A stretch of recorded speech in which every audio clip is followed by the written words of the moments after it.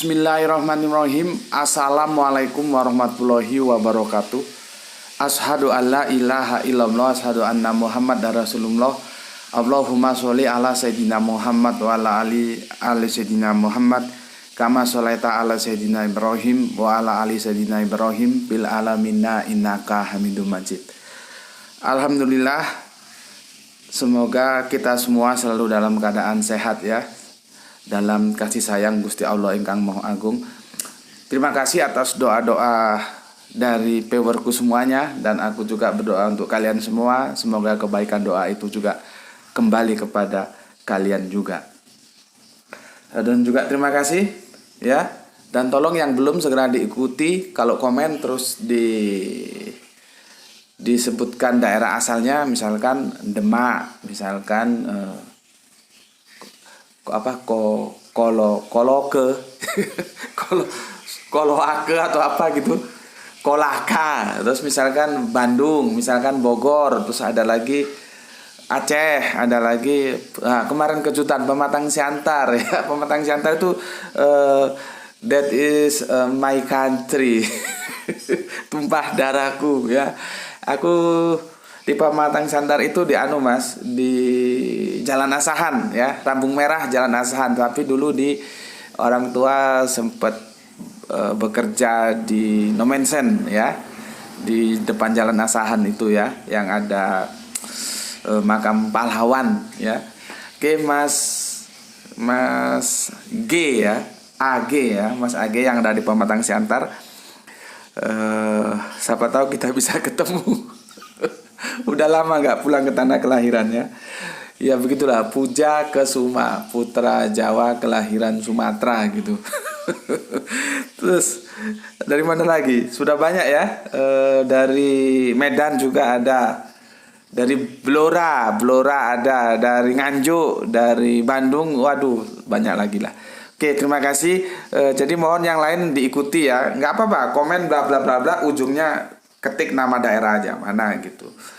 Jadi kita merasa waduh, kita punya banyak saudara gitu ya. Kita diikat ya oleh tali akidah. Jadi sesama Islam itu bersaudara ya. Dan aku suka kalian itu ternyata sepertinya sudah saling akrab, sudah saling kenal ya. Itu karena pertemuan yang intens ya, meskipun lewat dunia maya tentunya, itu akan membuat rasa persaudaraan kita itu semakin erat gitu ya. Dan aku heran juga ini ya, yang dari Demak itu Soleha siapa namanya itu, ternyata sekarang pinter juga dia. Aku ikuti argumentasinya terhadap teman-teman Kristen itu cukup bagus, cukup sopan ya, kadang-kadang lucu juga ya, enggak masalah lah ya, cukup bagus gitu. Mungkin bisa dicontoh oleh teman-teman yang lain juga ya. Mbak siapa itu dari Jawa Tengah itu ya, Soleha kita. Terus ada temannya juga, terus yang lain-lainnya mas lainnya ya, MX itu, terus yang punya tambang apa tadi Kolaka, terus yang di Bogor ya. Ini yang lama nggak dengar aku, yang dari mana yang dulu kasih kirim kaos itu, dari Malaysia itu loh, Sarawak itu kok lama nggak muncul. Dari Lampung ya, terima kasih dari Lampung, ada beberapa banyak itu ya, lebih dari satu dari Lampung, terima kasih. Oke, semoga itu semua mempererat rasa persaudaraan kita. Aku lanjutkan kajian kemarin tentang memahami Barat Timur Al-Quran menurut Sunnah Rasul, seri kelima itu seri tamat ya. Jadi ini sudah selesai, tamat. Aku review sejenak ya sebelum kita masuk ke yang baru. Karena kajian-kajianku itu saling terkait ya.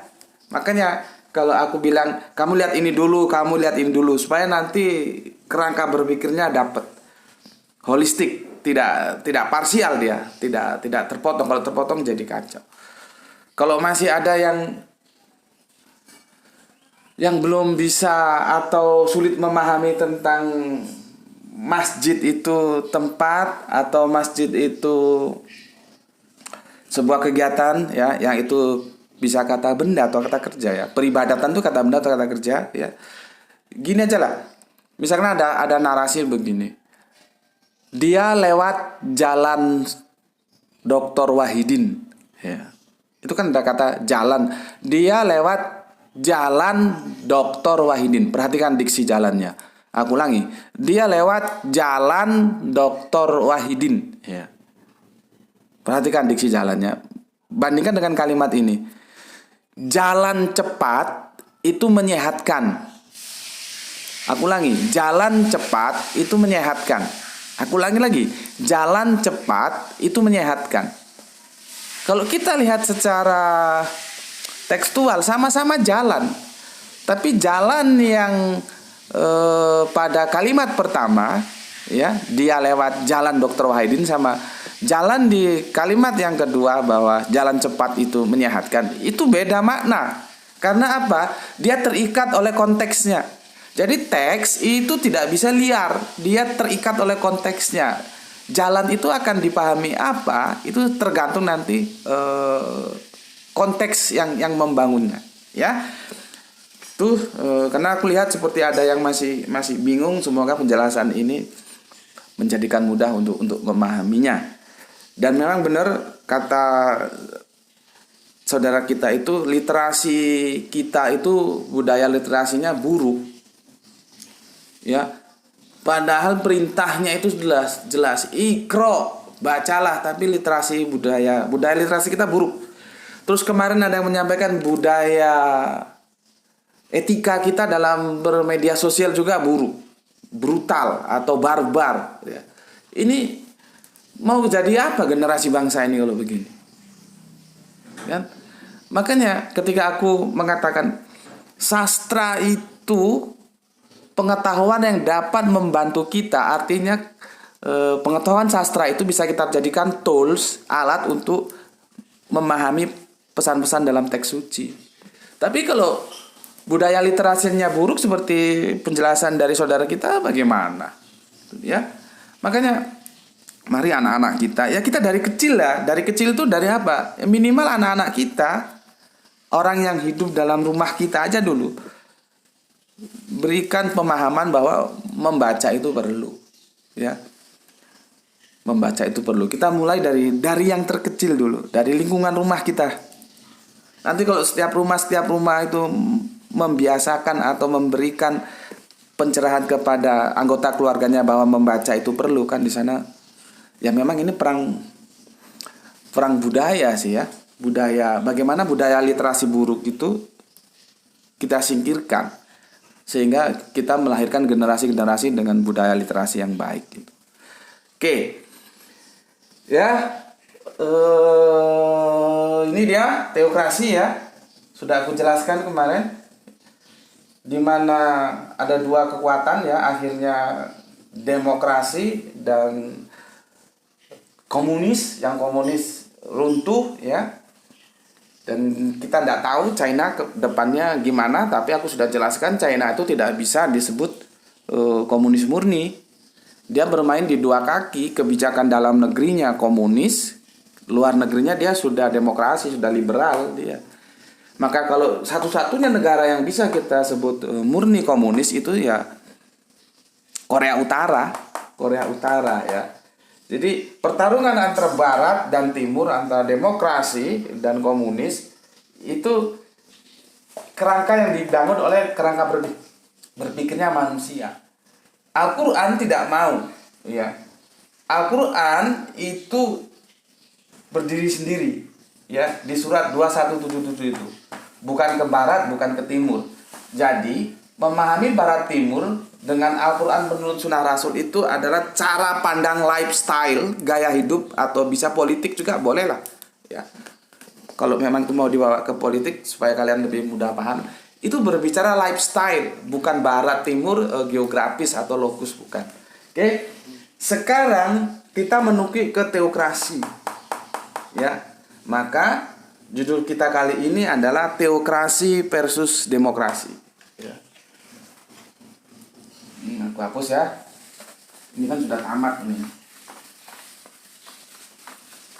Jadi kalau ada perkembangan dalam tata kehidupan, ya, itu kita tahu kalau kita mau belajar seperti ini, ya. Oke. Judulnya kali ini adalah teokrasi. Kalau orang nggak pakai H, langsung EO, tapi aku nggak suka, aku pakai H. Jadi gini, teokrasi ya versus demokrasi.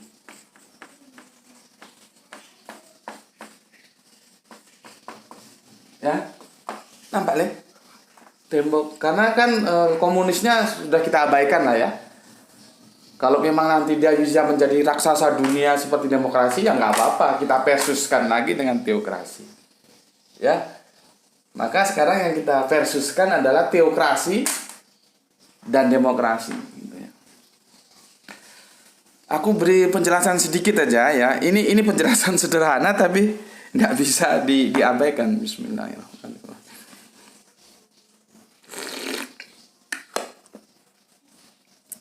Cara gampang membedakan antara negara dengan pemerintahan komunis dan demokrasi itu gampang.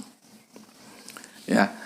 Di negara komunis, rakyat itu dikasih makan. Negara menjamin isi perut rakyatnya. Itu komunis. Ya, rakyat itu dikasih makan.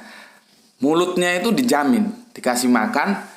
Tetapi mulutnya itu tidak boleh bicara. Ya, tidak boleh bicara. Ya. Jadi kerja.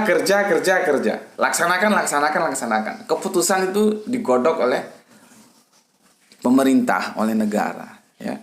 Jadi mulut satu sisi dijamin isinya, ya, makanan dikasih, tapi satu sisi dia dikunci tidak boleh bicara. Itu di negara komunis, ya.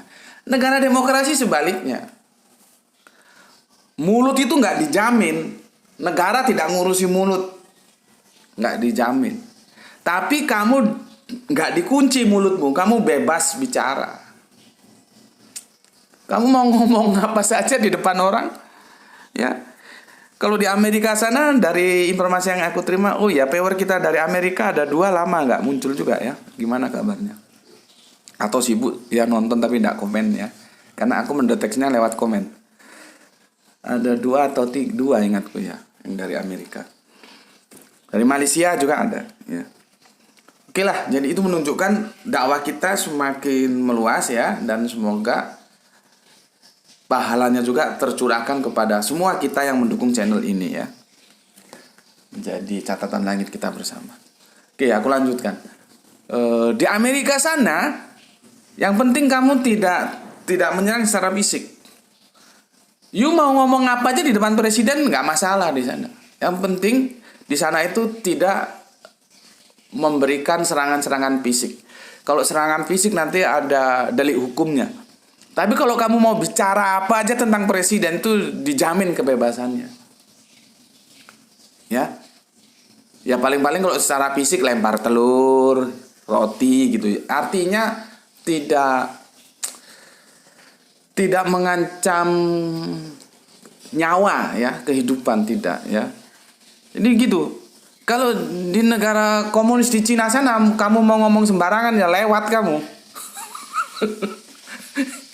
Ya, lewat kamu. Apalagi di Pyongyang sana, Korea Utara. Bisa selesai kamu ya. Itu cara mudah ya. Cara mudah untuk memahami ya enggak. Ini di kampus nggak ada, cuman pengamatan kita di lapangan itu seperti itu, dan itu paling simpel. Komunis tentang mulut dijamin isinya tapi dikunci mulutnya. Demokrasi nggak dijamin isi mulutnya tapi dibebaskan mulutnya untuk bicara. Nah, itu bedanya di situ. Yang susah itu apabila kita hidup ketika mulut tidak dijamin isinya tapi dikunci untuk bicara. Itu repot itu. Ya, itu repot kalau ada hidup di negeri seperti itu, tapi semoga aja tidak lah ya. Bismillahirrahmanirrahim. Jadi artinya apa? Dari komunis diambil jeleknya, ya, mulutnya dikunci. Dari demokrasi diambil jeleknya, ya, mulutnya nggak dikasih makan, jadi repot. Aduh. Oke, Sekarang kita lanjut. Teokrasi, ya, teokrasi. Aku buka literatur dulu supaya gampang untuk kalian ikuti, ya. Mana kacamata Bapak, Le? Ini ambilin tuh. Ya. Kita mulai dari teokrasi dulu. Bismillahirrahmanirrahim. Teokrasi itu berasal dari negerinya para filsuf, yaitu Yunani, ya. Teokrasia. Jadi dua kata. Theos, ya kita tahulah theos, ya, Tuhan, ya. Tuhan. Kalau krasian itu memerintah. Jadi teokrasi itu adalah wujud pemerintahan, ya, di mana prinsip-prinsip ketuhanan itu memegang peran utama dan biasanya tekstual itu. Ya, tekstual, tidak. Jadi kalau di dalam kaidah keislaman itu menjadi mahdo, ya. Ini teman-teman Kristen mungkin tidak tahu apa itu mahdo, ya. Apa aku menjelaskan? Mahdo itu ya sudah dilaksanakan secara tekstual, itu apa begitu loh, ya. Itu yang teokrasi. Jadi teokrasi itu wujud pemerintahan di mana prinsip-prinsip ketuhanan itu memegang peran utama. Ya, itu memegang peran utama.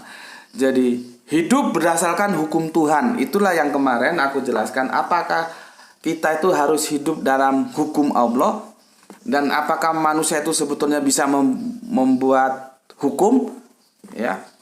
Itu sudah kita diskusikan beberapa waktu yang lalu, ya. Untuk power baru silakan dilihat ke sana. Oke, aku ulangi. Teokrasi ini berasal dari bahasa Yunani, yaitu theos dan kratien, ya, Tuhan memerintah. Jadi pemerintahan dalam suatu negara itu berbasis ketuhanan dan itu tanpa reserve, pas bandrol, apa adanya, ya. Tidak ada kreativitas di sana atau mahdo itu tadi. Itu teokrasi, ya. Sekarang demokrasi. Demokrasi ini berasal dari Yunani juga, yaitu demos dan kratos atau kratien, biasanya kratien gitu, ya. Itu adalah wujud pemerintahan di mana prinsip-prinsip, ya, demos ini, ya, demos ini rakyat, ya, people, ya. Makanya kalau ada jargon people power yang seperti terjadi di era Marcos dulu, nggak tahu kalian usia berapa itu. Runtuhnya Marcos itu kan terkenal dengan gerakan people power itu ya demos itu rakyat itu, ya, rakyat. Di mana prinsip-prinsip kerakyatan itu memegang peran utama dalam sebuah pemerintahan, gitu, ya. Jadi kalau di gini gampangnya, kalau di sininya aku pakai bahasa teknik, MPU-nya itu Tuhan. Aku nggak pakai Allah dulu, ya, supaya gampang diterima. Ini Tuhan. Kalau ini MPU-nya. Ini kalau anak teknik mesin ngerti apa itu MPU? MPU-nya itu rakyat. Ini loh, demos ini rakyat. Rakyat, ya. MPU itu ada mata kuliah MPU itu motor penggerak utama. Ya, kalau kita anak teknik mesin tahu ini MPU, ya. Itu biasanya semester 3 dikasih, ya. Jadi dalam pemerintahan teokrasi MPU-nya itu Tuhan. Dalam pemerintahan demokrasi, MPU-nya itu rakyat. Maka kalau ada sebuah jargon suara rakyat, suara Tuhan, itu sebetulnya benar apabila memang itu konsekuen, sesuai. Ya, artinya apa? Suara rakyat, suara Tuhan itu terjadi apabila rakyatnya itu memang hidup dalam hukum Tuhan. Gitu loh. Paham, ya? Tapi kalau kan ada suara rakyat suara Tuhan, suara rakyat suara Tuhan, tapi rakyatnya hidup pakai hukum setan, itu ya bukan. Itu artinya justru rakyat mengambil hak dia sebagai Tuhan, tidak boleh. Tapi kalau suara rakyat suara Tuhan dipahami bahwa rakyat itu hidup dalam hukum Tuhan dan dia menjadi perwakilan dari Tuhan, itu boleh. Ini masih nampak di situ. Paham, ya? Aku jelaskan di sini, ya. Karena ini nanti akan berujung sebetulnya soteriologi salib itu genahnya itu jeluntrungnya gimana? Benarkah soteriologi salib itu seperti yang dipahami oleh teman-teman Kristen kita untuk membebaskan dosa manusia? Benarkah manusia itu punya dosa waris? Itu ke sana. Ini nanti makanya ya, kalau aku bilang ikuti aja, nggak usah banyak cangkem. Nanti kalau mau tanya di komen itu, tanya saja, nggak apa-apa. Tapi jangan berkeluh kesah begini begitu begini. Kenapa? Ini alur ini ujung-ujungnya akan bermuara kita akan mengkritisi soteriologi salib. Coba, kalau kamu lihat dari awalnya, kamu nggak bisa menebak ini mau dibawa kemana sama Gus Beti. Ketika aku membahas tentang Barat dan Timur. Barat dan Timur itu lifestyle, cara pandang. Yang Allah larang kita ikuti Barat dan Timur. Kok nanti ujung-ujungnya bisa dia akan membicarakan tentang soteriologi salib yang dibangun oleh Paulus. Kan nggak nyambung kalau dilihat dari atas. Karena belum tuntas. Makanya ketika sebuah sinetron itu belum tuntas, jangan dikomentari dulu. Kalau tanya-tanya yang kurang-kurang jelas saja, nggak usah komentar yang begini begitu. Karena belum tuntas, nggak bisa kamu menarik kesimpulan dari sebuah sinetron yang itu 2 jam, kamu hanya nonton 2 menit, nggak bisa. Ya, maka kajian-kajian kita ini kajian-kajian akademis. Bahkan seperti ada yang bilang bahwa ngaji sama Gus Beti itu menguras pemikiran. Ya memang benar. Di sini bukan kelompok ngaji bukan begitu. Tapi bagaimana logika nalar itu benar-benar diajak, dimanfaatkan. Bismillahirrahmanirrahim. Oke, jadi jelas ya. MPU-nya jelas ya. Motor penggerak utamanya itu adalah kalau di teokrasi ini Tuhan, kalau di demokrasi itu rakyat. Ya. Jargon suara rakyat, suara Tuhan itu tinggal bagaimana kita melihat aktualnya seperti yang aku jelaskan tadi. Oke. Berikutnya kita berbicara tentang sejarah demokrasi dan teokrasi dan demokrasi. Kita mulai dari teokrasi dulu.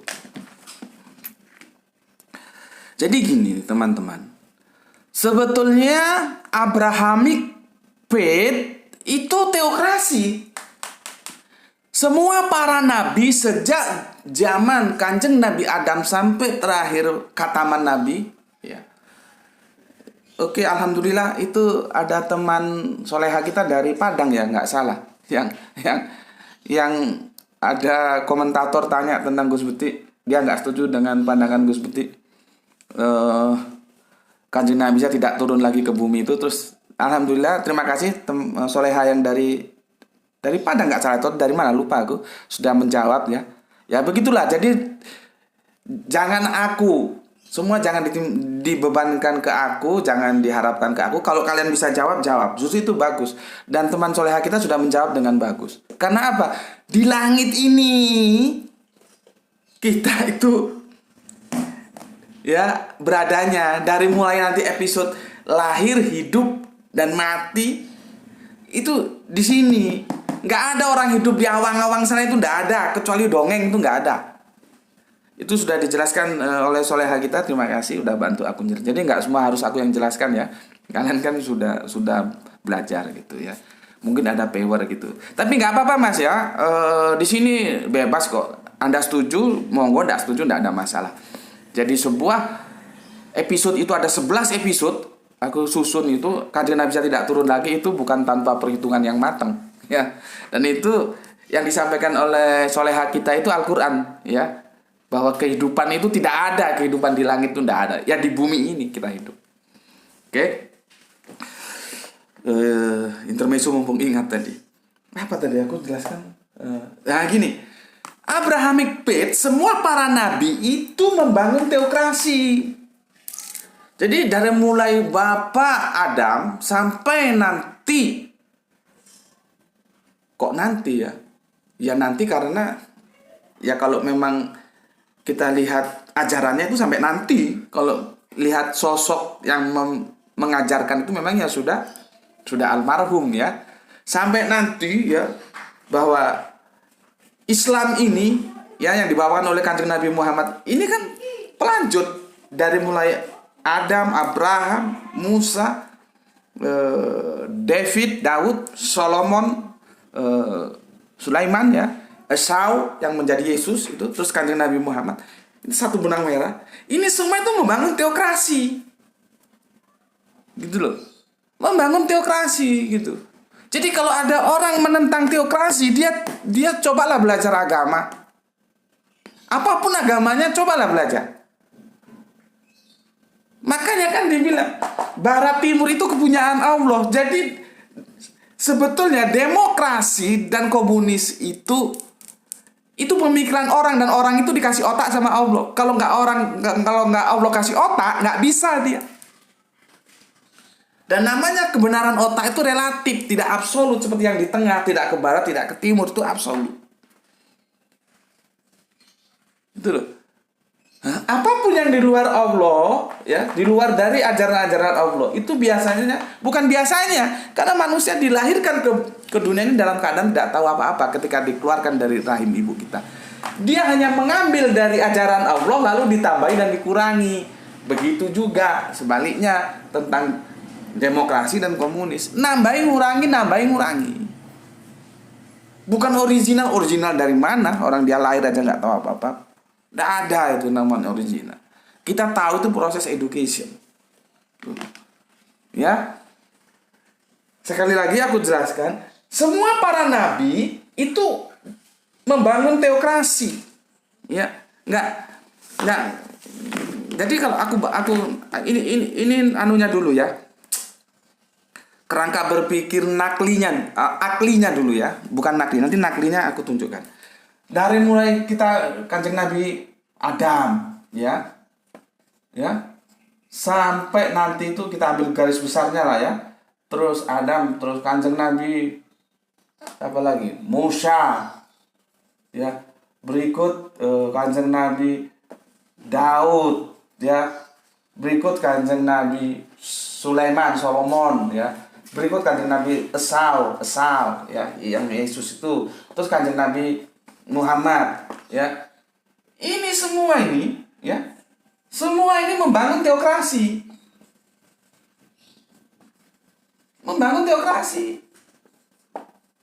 Disinilah nanti akan terkuak ya, akan terkuak. Bener nggak sih Bunda Hajar itu budak?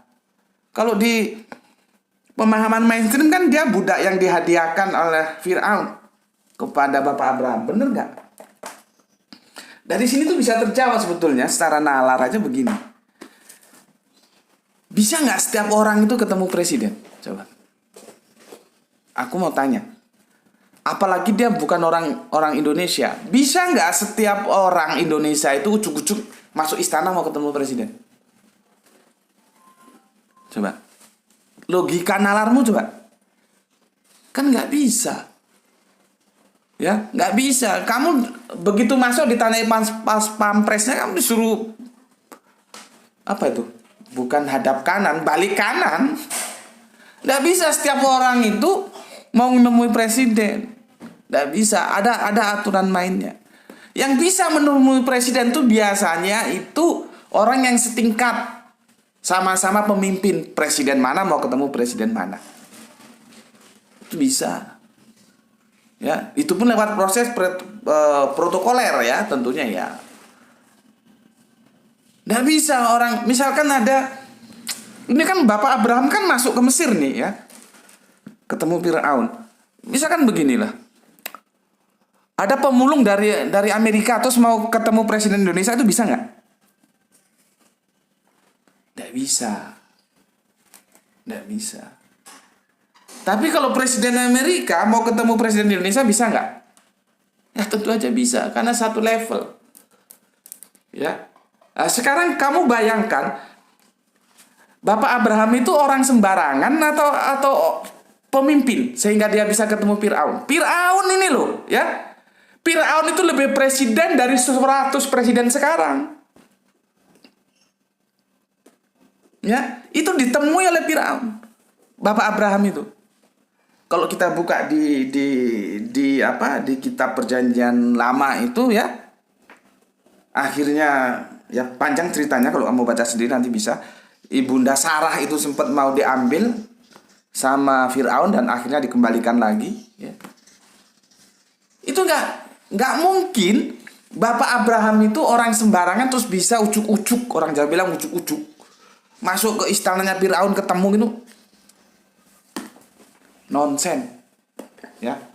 Bismillahirrahmanirrahim. Berikutnya aku kembangkan analisa kita.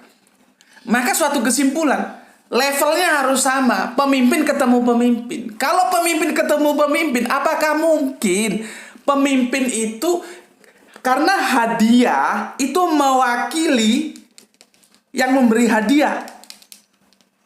Maka seseorang pemimpin yang menganggap dirinya agung lagi ya, sampai yang tiada tara pemimpinnya itu, akan memberikan budak itu tidak mungkin.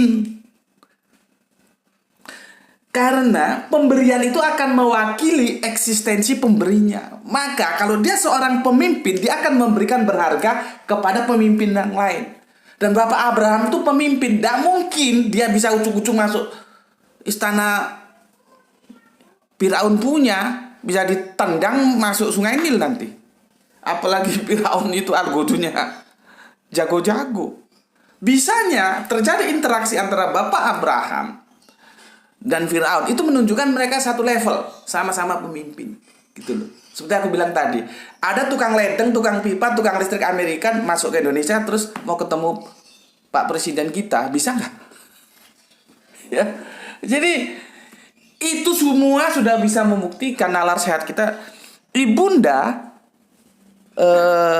Hajar itu bukan budak, bos. Itu merendahkan Firaun. Ada raja di raja kok hadiahnya budak. Itu goblok gitu. Gitu ya, kamu sejarah gitu kamu percaya saja. Sama waktu aku mendekonstruksi Kanjeng Nabi Muhammad. Masa Kanjeng Nabi Muhammad anak cucu raja penguasa Mekah, masa diseleksi sama ibu susunya?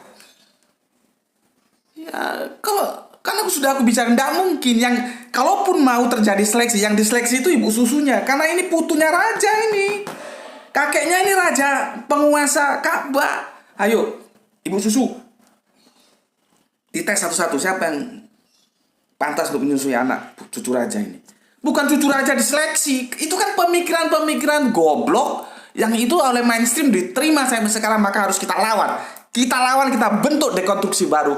Kanjeng Nabi Muhammad tidak pernah diseleksi. Begitu berpikir itu. Makanya umat ini harus didekonstruksi. Lewat apa? Lewat edukasi. Kan kalau kita cerita, apalagi nanti maulid juga, Ibunda Halimatus Sa'diyah turun dari gunung dengan beberapa ibu susu, melihat, oh ini anak yatim, ini nggak mau, lewat. Datang lagi, oh ini anak yatim, ini nggak mau, lewat. Begitu juga turun anak yatim, ini nggak mau, lewat. Terus Ibunda Sa'diyah daripada pulang nggak bawa air susu, nggak bawa anak susuan, malu turun gunung lagi terus ngambil Kanjeng Nabi Muhammad. Gitu kok percaya? Ini cucu raja, bos, cucu raja. Penguasa Ka'bah itu statusnya raja. Ini cucunya terus mau diseleksi sama ibu susu.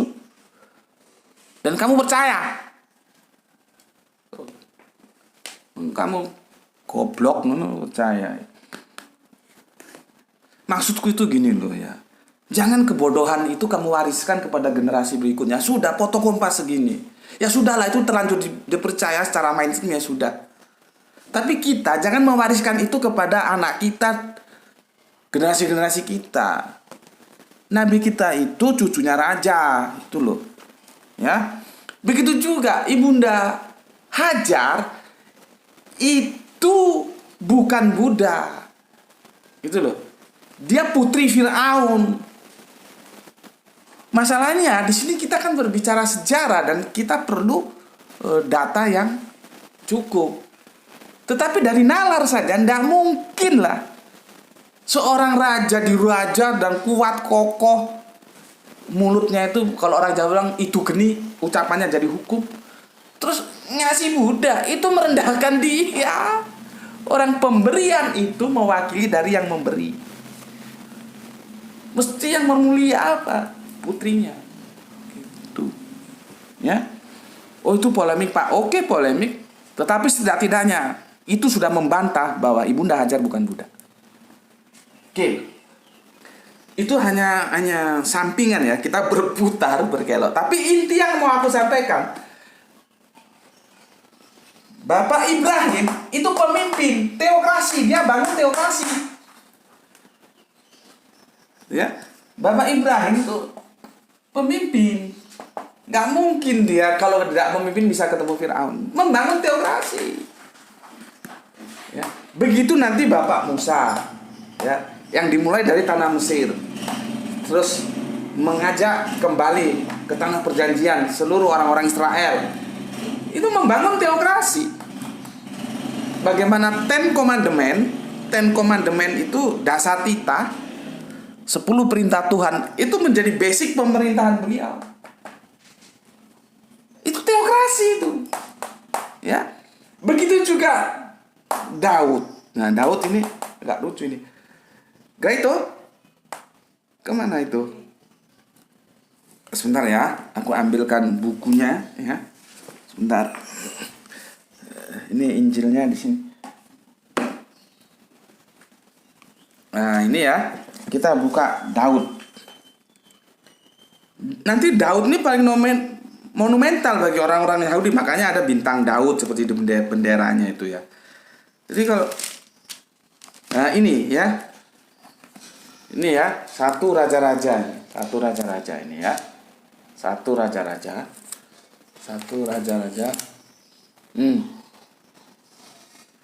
Ya, satu raja-raja. Aku bacakan di sini. Hari tua Daud dan soal penggantinya. Ini perikopnya. Ya. Jadi Daud ini mencari pengganti yang untuk meneruskan kepemimpinan beliau. Daud ini membentuk teokrasi. Kalau kita baca ke sini nanti yang diurapi itu Salomo diurapi menjadi raja, ini putranya dari Betseba. Ya. Ini teokrasi. Lihat ini ya. Lalu Raja Daud ini satu raja-raja 28. Gak usah aku tulis lah ya, karena ini hanya untuk penjelas saja, bukan utama ya.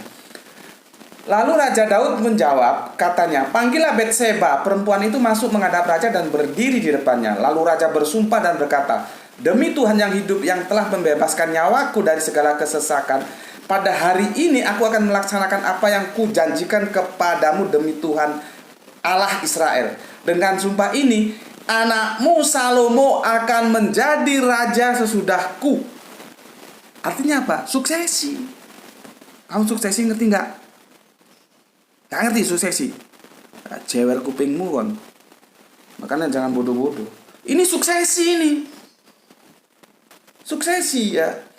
Lalu Betseba berlutut dengan mukanya sampai ke tanah. Ia sujud menyembah kepada raja dan berkata, hidup tuanku Raja Daud untuk selama-lamanya. Ya. Jadi kalau kita lihat ini, proses orang menyembah orang, ini dulu ya, lihat ya. Betseba berlutut dengan mukanya sampai ke tanah. Ia sujud menyembah kepada raja dan berkata, hidup tuanku Raja Daud untuk selama-lamanya.